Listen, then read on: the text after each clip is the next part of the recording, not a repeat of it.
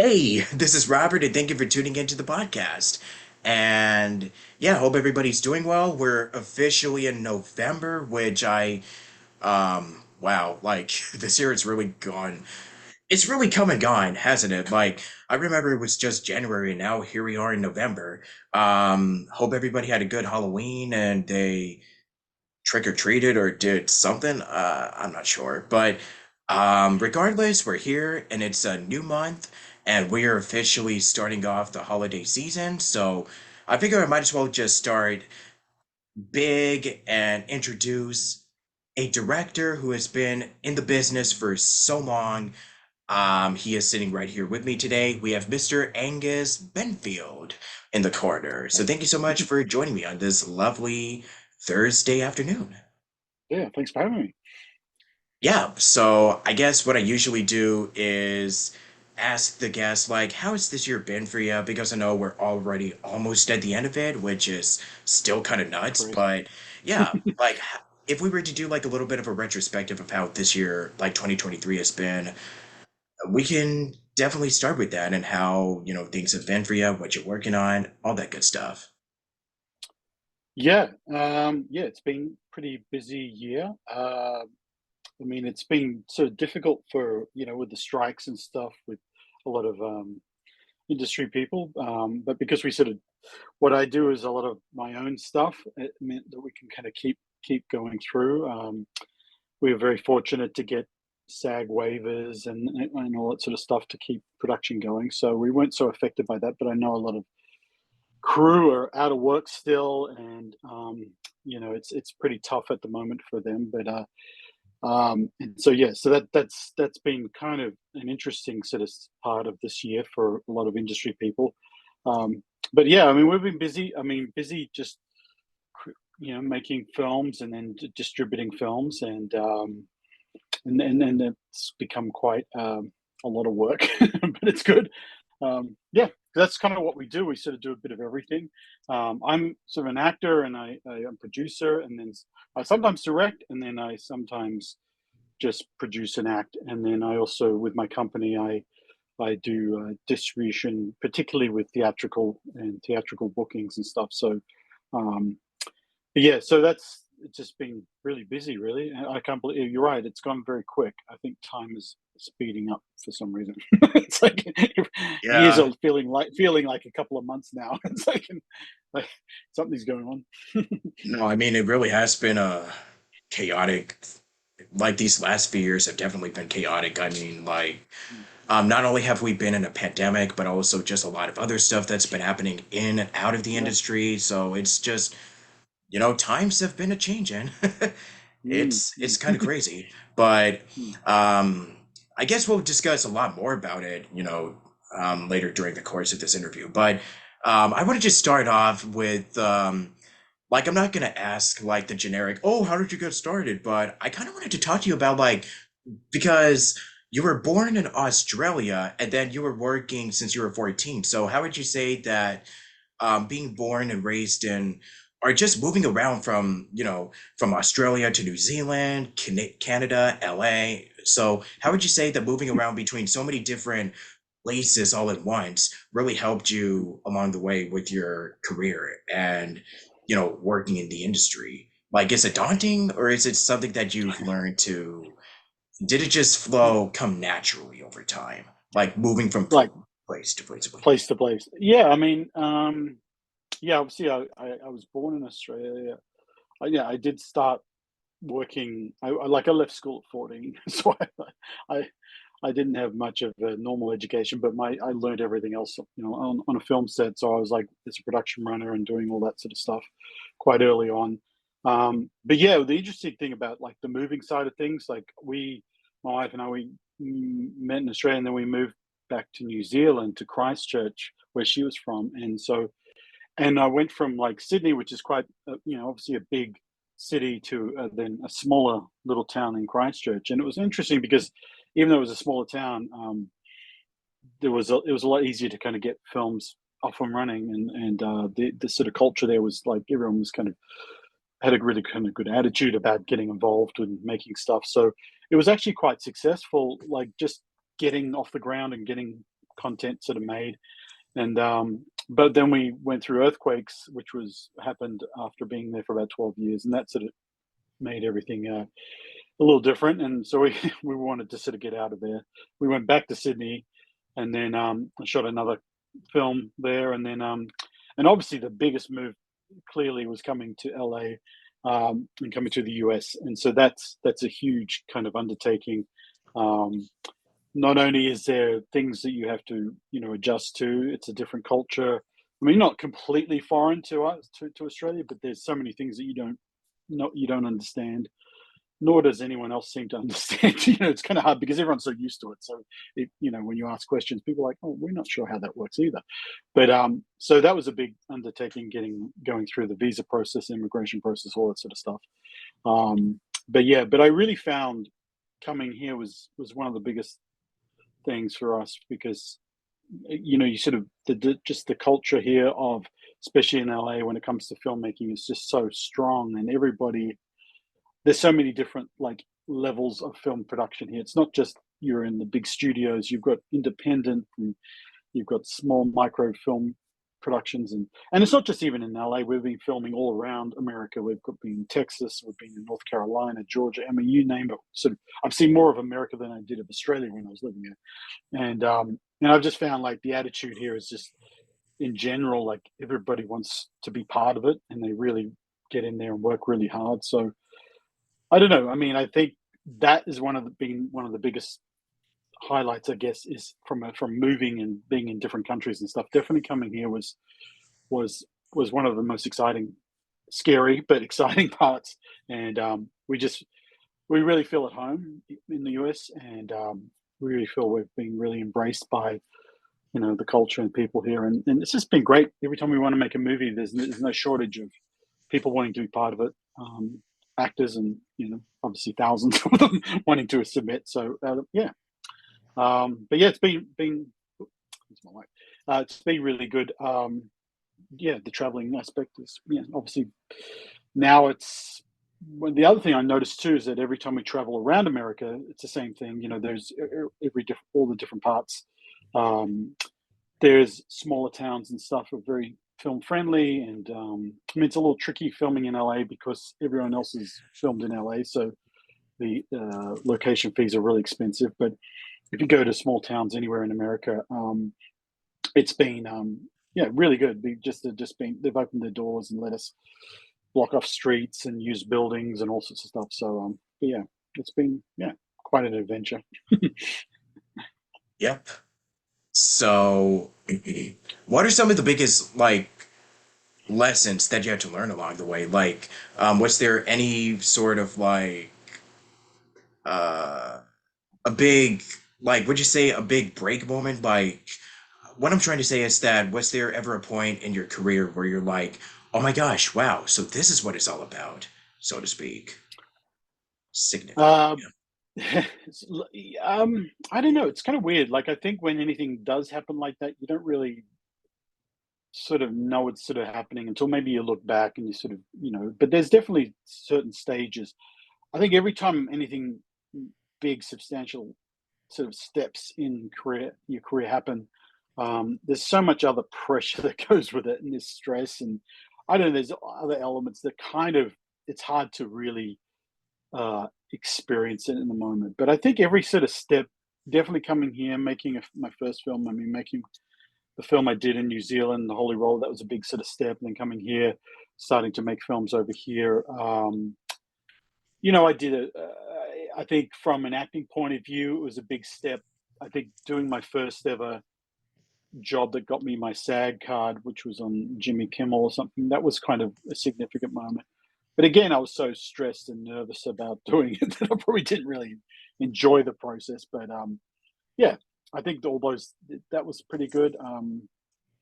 Yeah, I don't know. I think being able to just, I think lately the last couple of projects we've been doing, I think have been really special. When we shot The Keeper just recently, that was a really big moment because we've been trying to get that project off the ground for a while. But again, when you're doing it, you don't really get to enjoy it as much because there's just so much going on, and there's a lot of work and long hours, and stress about everything. So yeah. Totally. And in between all this, like you've done so many films and you worked with some of the biggest names in the industry, like over the years, what have been some of your favorite anecdotes about working with all of these actors? Um, yeah, it was really good working with Bob Gunton. I got to work with him. We did a film called Purgatory Station, which we're in post at the moment. And obviously, Shawshank Redemption is one of my favorite films, and it was great to we meet with him, do a Zoom call prior to the production, and he was wearing a prison shirt from Shawshank Redemption, which was quite funny. And so, and I think I get quite intimidated. I always think, oh, if I'm working with someone who's quite famous, I'm always a little nervous, and you don't know what they're going to be like. And he was just such a sweet man, and even though he plays such a lot of times quite scary kind of characters, but yeah, and I don't know. It's just I think he was like I was quite surprised, and also I got to work with Brian Doyle Murray, which was from Caddyshack and Saturday Night Live, and Bill's brother as well. And again, he was really sweet man and just really cool. And then we worked with Eric Roberts, and that was probably Eric Roberts was the first big name I got to work with when I came over here, and yeah, again, he was just really cool and kind of goofy and fun on set, and yeah, it's just really nice because you just don't know what they're going to be like, and you want to make sure everything's going to go well and smoothly, and so they've been really really cool. And an interesting job when I worked on Inventing Anna, and that was like a really big production for Netflix, and it was a massive crew with people who'd worked on massive films and stuff, and that was quite again. That was just everyone was really nice. It was like they were at the end of their 12-month shoot. It was a big long shoot, and just you just were really I don't know. They just their attitudes were really good, and they really made you feel at home, even though I was only on it for a few days. Um, but yeah, I just think in general, I think working with everybody so far has been really good, and they just I don't know the attitudes and stuff are all about like we just want to make movies and have a good time, and so yeah, it's been I haven't really had any issues with anybody like that. There hasn't been any kind of crazy um, events on set, but it's still early, I guess. But yeah, I don't know. They've always been really really nice, and you're always learning something. You're always learning. I always like to see what they're doing and learning from them. And another actor, Sean O'Brien, I worked with. He was really great. He had some great stories to tell about all the productions he's been on, and I always like to sort of see how they're doing things because they've been doing it for so long, and they're just kind of a lot more relaxed, I guess, because they don't take it as seriously as you do when you're starting out. And I think that's a really healthy perspective because you can get a little bit obsessed and trying to sort of do everything right, and their attitude is just relax and trust yourself, trust the work, and enjoy the process. Yeah.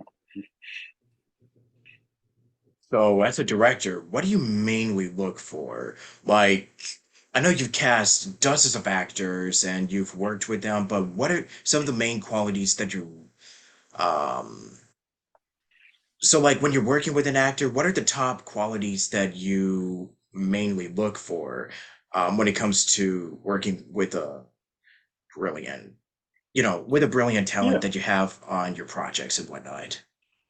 Yeah, I mean, like if I am directing, I mean, I'm not, I don't always direct, but or if I'm producing, I'm always part of the casting process. So yeah, definitely, it's like, and it's quite common now with a lot of the bigger names is that they want to have a Zoom call first to sort of everyone sort of to see if we're all on the same page. I've got a project coming up in March where I'm working with Angus Benfield, and we got to do a Zoom call, and it was great, and so I think that's a key thing because you want to, you suddenly, like with Angus, it was, even though both got the same name, but we just got on really well. And it was like, that's kind of, I think that's a really key factor is that you want to make sure that there's good chemistry, that you get on really well with the people, that their vision for the project is the same as you. Like they want to, it's still got the same heart for it. You can't always gauge that in an audition, but I think you sort of can get quite close to it. So that's one of the key things. Like even when it comes to crew as well, like finding the right DP, finding the right team. You want people who are gonna who yeah are gonna work with the same flow as you. And even though I started when I was 14 as a production PA and a runner and stuff, and back then they're really hostile working environments, and a lot of people yelling and screaming, and it was just pretty horrible. And I always thought I don't want that on my film set. So we want to have a good harmonious experience, even though sometimes it can be stressing, and you can work in long hours and all that sort of stuff. So one of the key things I'm always looking for, especially with casting, whether it's a big name or just right down to a day player, is just finding, I kind of look for the attitude before the talent, because it's like I'd rather have someone who's less talented and has a good attitude than, a very talented person who's got a bad attitude. And that is so true because you could be a good actor, but you got to check your ego or just check any bad attitudes, just leave it at the Mm, door. And it's mm, very, very true. And I'm mm. so glad that you touched on that. Sure, yeah. Yeah, so let me see. And out of the projects that you've done, you've directed, or actually, let's talk about a little bit about, you as an actor. So with in acting school, how would you say, how would you describe the whole experience of, being in a school and then working your way up into, um, getting cast as the lead Lex for Lex and Rory, and working with all these fabulous, directors and Yeah, whatnot. So if you'd like to discuss your acting school journey, sure. that'd be awesome. Yeah, I mean, I mean, in Australia we had, there's different types of sort of acting schools. There's like, you got NIDA, which is like 3 years full time, and then there's smaller ones like the Actors Studio, which the Actors Center, which is kind of modeled from the Actors Studio in America. But how I sort of started, I before I even went to any training, I read a lot of books, and I read Stanislavski's books and all that sort of stuff, and the actor prepares. And I just immersed myself in a lot of those kind of books, understanding the sort of uh, the tech the tech side of acting, the sort of theory of acting, and then which is not exactly, I mean, it gives you some part of it, but it's certainly a very small part of it. And then I just went to a couple of different acting schools all at once. I was doing an acting school, one smaller one. I can't. It was called Gala or something. It was like sort of like a teenage and kids acting thing. I was probably still in my 20s, and that was kind of a little bit more like for sort of younger people and stuff. But they had some really good teachers who were just older actors who had been there and done that, and they were really great. And then I went to the Actors Center. I mean, and that was good too. And so I was kind of doing both those things. And at the same time, I got cast in a play, and I was playing a whole lot of different smaller roles on a play. So I was doing that on the weekend. So it kind of gave me a bit of holistic sort of training where I got to actually do the work on stage, which is always kind of daunting, because there's no cut, there's no second take, and then going to doing the sort of training. Yeah, I mean, I do recommend. I know over here in the US, it's less about acting schools.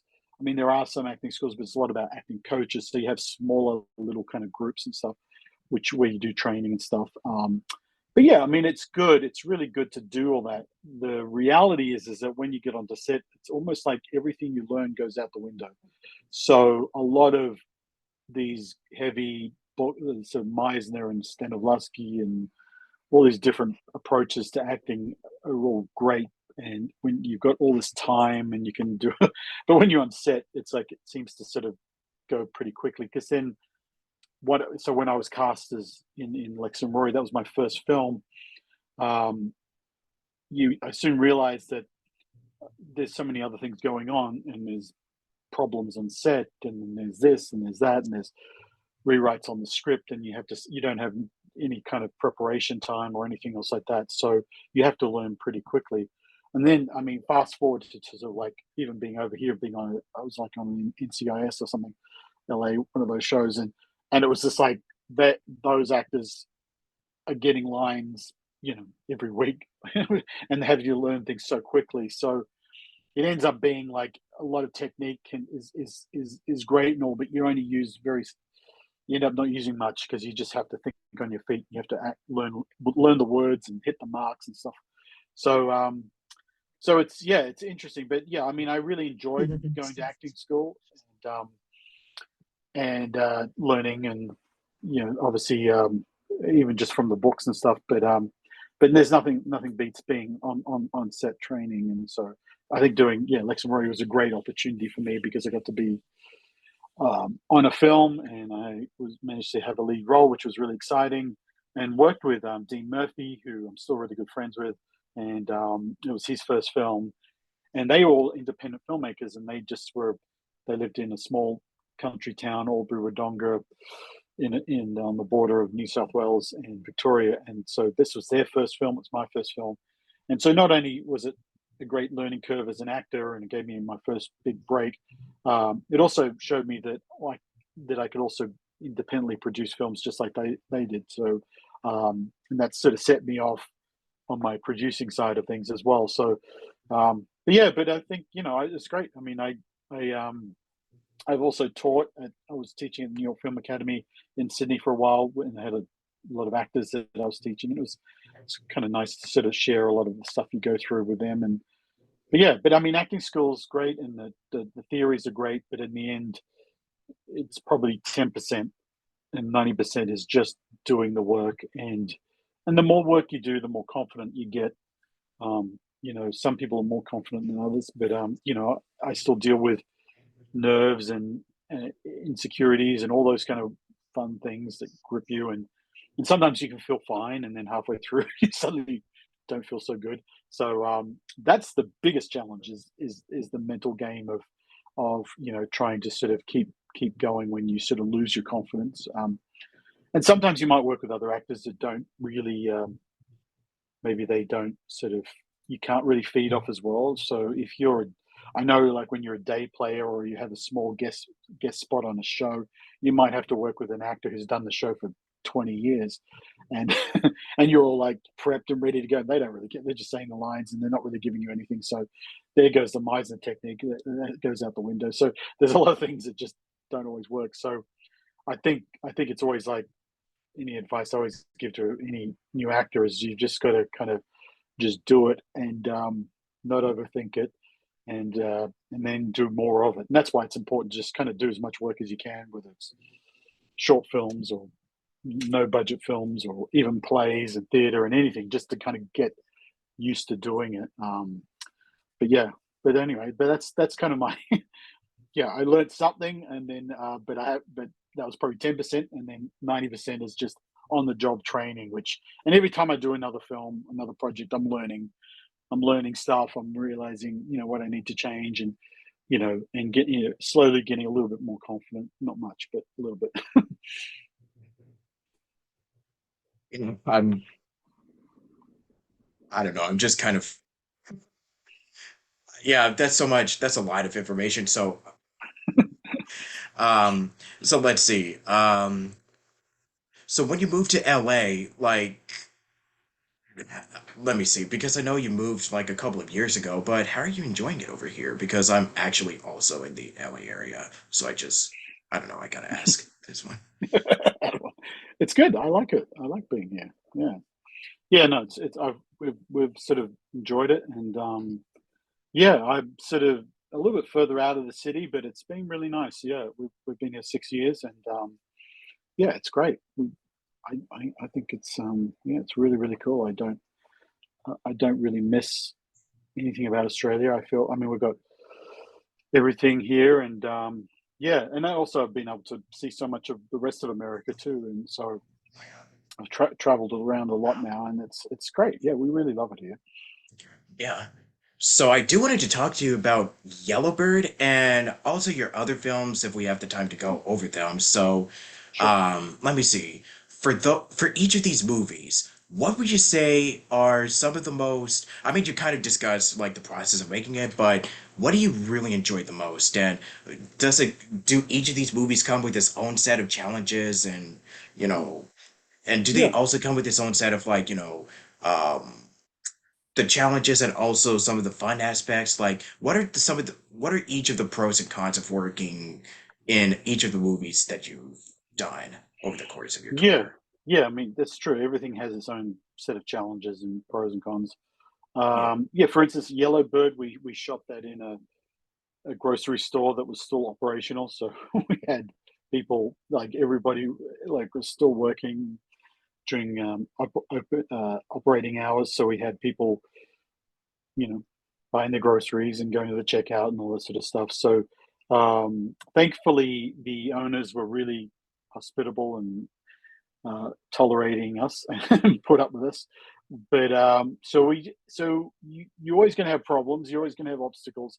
So you have to learn to think fast and adapt to the situation.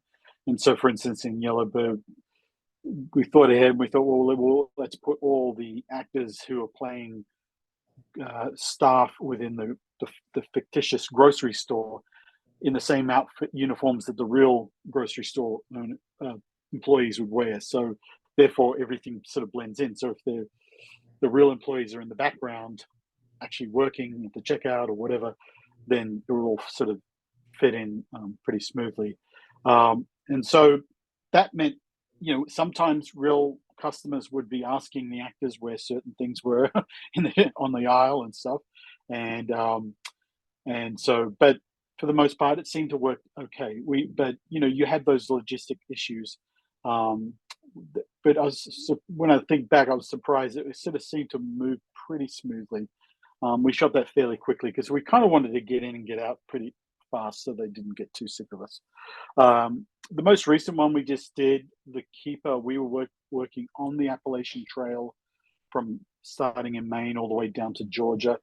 So there was a lot of problems that needed to be solved, logistic problems on getting to the trail, and what seems like a short distance from a hiker who we had hiking consultants um, for a crew is a lot longer because you've got to bring camera gear and lights and generators and whatever else.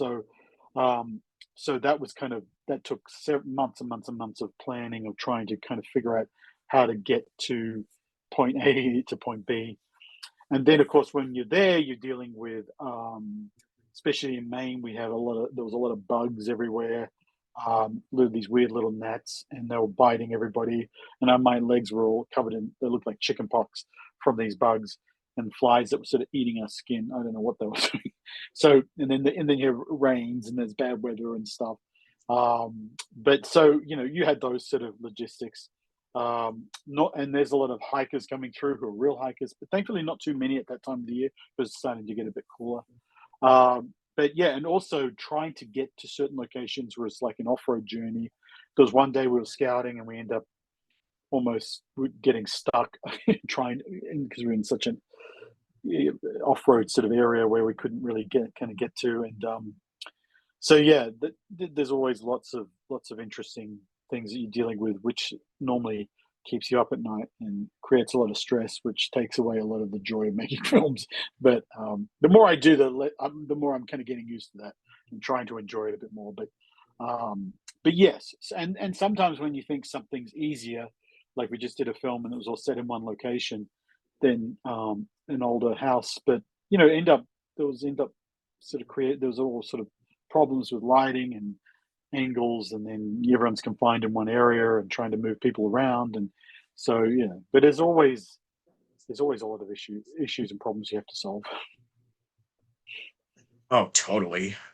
Since we're running out of time here, is there anything else that you'd like to share, promote, like upcoming projects or just anything else that you might be working on at the moment? Yeah, sure.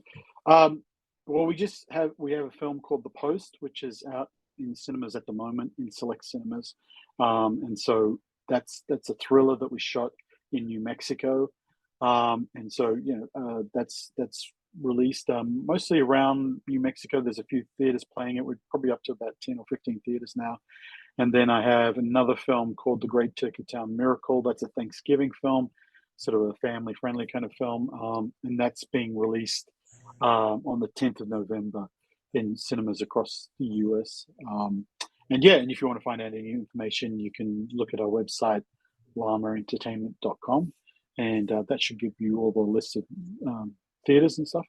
And yeah, and then we've got a few others in post, but we'll talk about them when they come out. Yeah, and let me see. I know that we're kind of going through, a lot of stuff at the moment regarding the industry. So where do you see everything moving forward, with these, you know, whatchamacallit? Strikes. Yeah, What? Yeah. So we mean like what happens after the strikes? I mean, like, obviously, yeah. probably not a lot changes, and everyone. I mean, it's kind of a difficult thing because for most, like, you have a certain select cluster of actors that make a lot of money, and then and the rest are just 97% of them are probably struggling, and I think I don't know. I mean, I do think that the royalty situation with the streamers is pretty bad. As someone who's done network television and a streaming show, you don't sort of see the same sort of royalty. So I know that that is something that they do need to resolve. So I totally understand that, because it's very no one knows what's going on with that. It's just a kind of a shame because the crew are the ones who are really suffering. All the crew in all different departments are not working, and it's like, in spite of what will happen for once SAG gets through, that's great for actors, and it will affect possibly bigger actors more so than smaller actors maybe. But the crew, I didn't know, they've already had COVID, and that was another thing that hit them really hard because crew don't get royalties. Actors, some of these big actors are getting so much money in royalties, so they can afford to be on the picket line, and but these crew members aren't getting anything, and they only get paid what they get paid on a job. I mean, some union crew might get some sort of residuals, but so it's a frustrating thing. It's a bit of a kind of like, yes, if they can resolve the streaming issue, that's good, but unfortunately, you're going to have, right now we've just got so many below line crew who are just out of work, selling their houses, having to get other jobs just to survive. And that ripple effect, there's just recovering from COVID. Now they're going to have to recover from that. So, um, but yeah, I mean, look, I think streaming in general has been difficult for independent filmmakers, like it is with musicians. I think it's a lose lose for them because there's not much money from streaming. It's like a song gets played on Spotify and a musician gets 0.00 cent, and same with films as well. An independent film gets streamed on some of these platforms and they get barely anything. So in general, streaming is not good for. It's not so good for a lot of areas. It's great for the consumer, but it's not so good for the creators in the sort of lower end.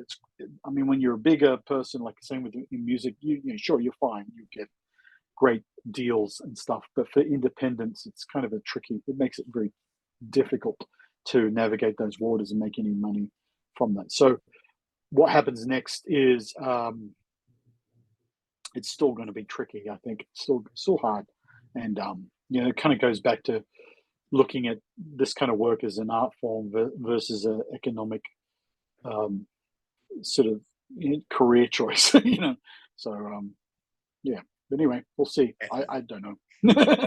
Yeah. Any last words? Like you want to promote your website, socials, or just leave any closing Yeah, yeah, thoughts? yeah. Definitely. Yeah, just check out llamaentertainment.com, and then you can see my Instagram, just Angus Benfield official, and yeah, and feel free to reach out, and we have contact information, and yeah, happy Yeah. to hear from anyone. It's nice that we shared like, posters and everything, like Yeah. collections and everything. Oh yeah, because we're really passionate about the industry. Mm, So yeah, thank you so much, man. yeah, And if anything else comes out, we should totally do this again sometime. And thank you so much for to everybody, all of you for watching. And be sure to stick around for more episodes coming in a few days. Tomorrow, my schedule is kind of wibbly wobbly, but I'll make it work. But regardless, thank you for watching Station Square, and until then, see y'all next time, and stay creative. Adios.